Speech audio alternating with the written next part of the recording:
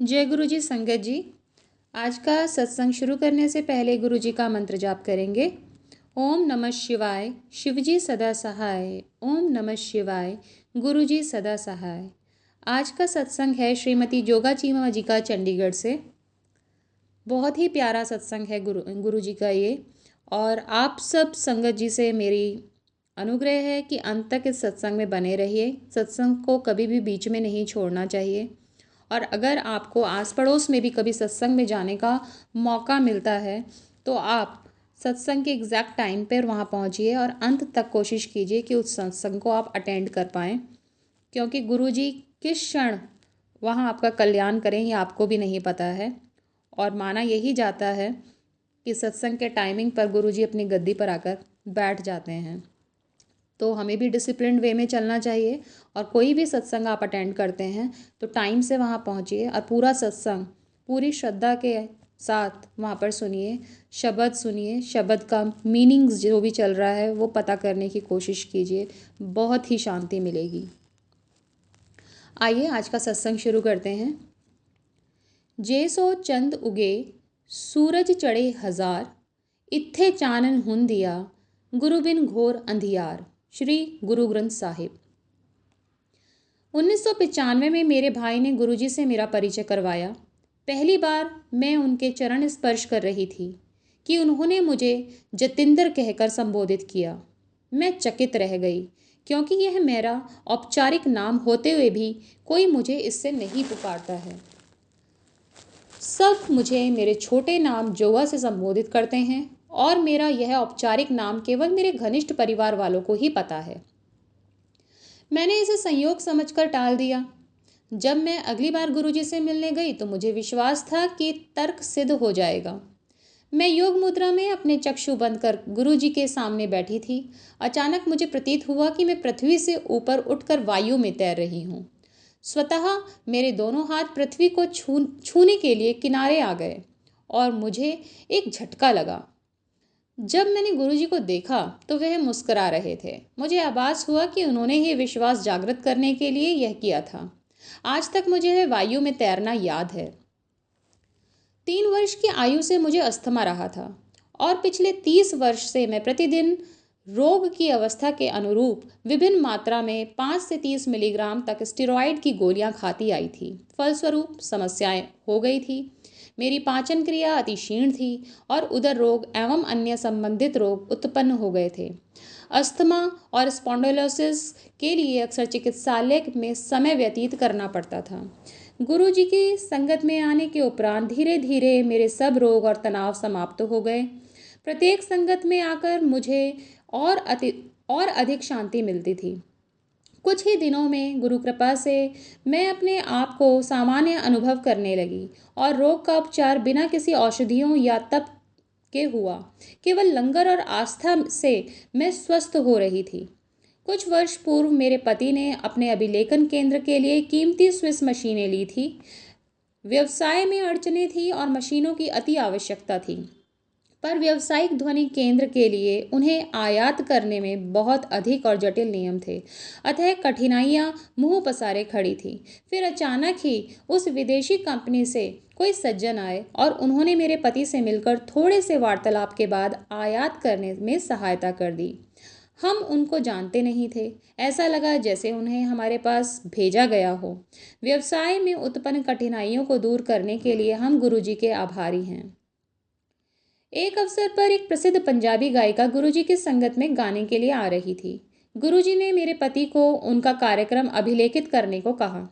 उस स्थल पर संगीतकार के यंत्र पहले से ही लगे हुए थे। जब मेरे पति ने गुरुजी को इस बारे में बताया तो उन्होंने उन्हें संगत में बैठकर संध्या का आनंद लेने को कहा। 3 घंटे का कार्यक्रम होने के पश्चात गुरुजी ने अभिलेखित किए हुए गाने बजाने को कहा, पर कोई ध्वनि नहीं आई। आधे घंटे तक यंत्रों से उलझने के बाद ध्वनि यंत्रविद ने बताया कि कोई गाना अभिलेखित नहीं हुआ था। गुरुजी ने मुस्कुराकर मेरे पति की ओर देखा और कहा कि गायिका के अगले कार्यक्रम में वह अभिलेखन का कार्य संभालेंगे। गुरु कृपा से संगीत का वह टेप जो मेरे पति ने अभिलेखित किया था प्रत्येक सत्संग को में बजाया जाता है। यद्यपि गुरुजी अपनी कृपा देने के लिए विभिन्न पद्धतियां अपनाते हैं, आवश्यक यह है कि उनके कथन पर पूर्ण रूप से पालन किया जाए। मेरी भाभी के प्रसंग से यह स्पष्ट हो जाएगा। वह 8 वर्ष की आयु से अधसीसी रोग से ग्रस्त थी। एक बार गुरुजी की संगत में उसे यह पीड़ा प्रारंभ हो गई। लंगर होने के समय गुरुजी ने उसे 2 चपातियां दी। उसने वह साहस करके खा ली। उसके बाद गुरुजी ने उसे 2 चपातियां और दी। उसमें से उसने एक ही खाई और दूसरी अपने बैग में छिपा ली। शीघ्र ही उसका दर्द कम होने लगा। जब वह अगली बार गुरुजी के पास आई तो उसने गुरुजी को से कहा कि उसकी पीड़ा प्रायः समाप्त हो चुकी है, केवल 10% ही शेष है। गुरुजी हंसकर बोले कि यदि उसने चौथी चपाती भी खाई होती तो उसका रोग भी समाप्त हो गया होता। वह अचंभित रह गई क्योंकि किसी को पता ही नहीं था कि उसने चपाती छिपाई थी। मेरे पिता प्रशासनिक सेवा से निवृत्त हुए हैं और गुरुजी के परम भक्त हैं। एक दिन वह मेरे भाई के साथ संगत में गए। गुरुजी ने मेरे भाई को बाजार से 51 रुपए के पान के पत्ते लाने को कहा। फिर गुरुजी ने वह पान के पत्ते मेरे पिता के उदर पर रखे और कहा कि उन्होंने उनकी शल्य क्रिया कर दी है। मेरे पिता अचंभित थे क्योंकि वह अपने आप को बिल्कुल स्वस्थ समझ रहे थे। कुछ दिन पश्चात मेरे पिता के मूत्र में रक्त आया और उन्हें चिकित्सालय में प्रविष्ट करना पड़ा। चिकित्सकों ने पित्त के कर्कट रोग का परिणाम निकालकर उनकी शल्य क्रिया कर दी। स्पष्ट था कि गुरुजी ने उनको आशीष दिया था। यदि गुरुजी ने वह प्रक्रिया नहीं करी होती तो उनके इस रोग का कभी पता ही नहीं लगता। गुरुजी ने इस प्रकार से उनके रोग का पता लगने से पूर्व ही उसका उपचार कर दिया था। एक अन्य अवसर पर गुरुजी ने एक ऐसे व्यक्ति जो उनसे कभी मिले ही नहीं थे का उपचार कर हमें भाव विह्वल कर दिया। हमें कुत्तों से प्रेम है, अतः हमारे घर में पशु चिकित्सक आते रहते थे। एक दिन जब वे घर आए तो चिंतित लगे। उनके ससुर 3य श्रेणी के कर्कट रोग से पीड़ित थे। वह और उनकी पत्नी उनसे मिलने चिकित्सालय जा रहे थे। मैं बाहर अपने पति की प्रतीक्षा करती हुई उनकी पत्नी से मिली।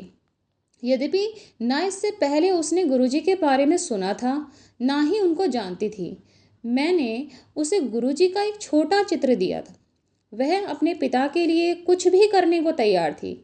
उन्होंने वह संभवतः अपने पिता की कमीज की जेब में या तकिए के नीचे रख दिया, जैसा मैंने उनको कहा था। उस रात्रि उनके पिता की अवस्था बिगड़ी, पर अगले दिन उसमें आश्चर्यजनक सुधार आया और 4 दिन में वह चिकित्सालय से घर आ गए।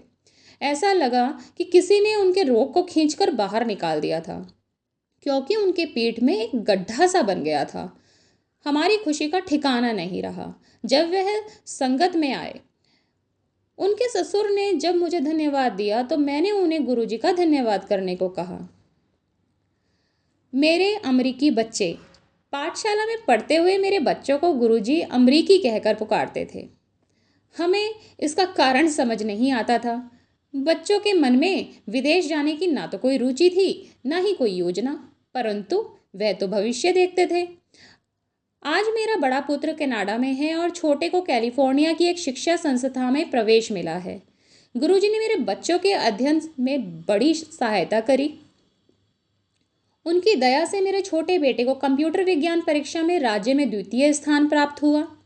आज के युग में धोखा, संदेह और नकारात्मकता बहुत अधिक है।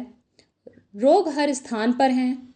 गुरुजी से मिलकर मैं भाग्यशाली हूँ। उन्होंने जीवन के कष्ट और समस्याएं दूर कर विश्वास, स्वास्थ्य और अध्यात्म दिया है। इससे हम जीव और परम की अति सुंदर विधियों को समझ पाए हैं। गुरुजी के अद्भुत भाव से प्रत्येक अनुयायी को उनके समक्ष विशिष्ट होने का आभास होता है और प्रत्येक दिन उनकी कृपाओं से परिपूर्ण होता है। जय गुरुजी, शुक्राना गुरुजी।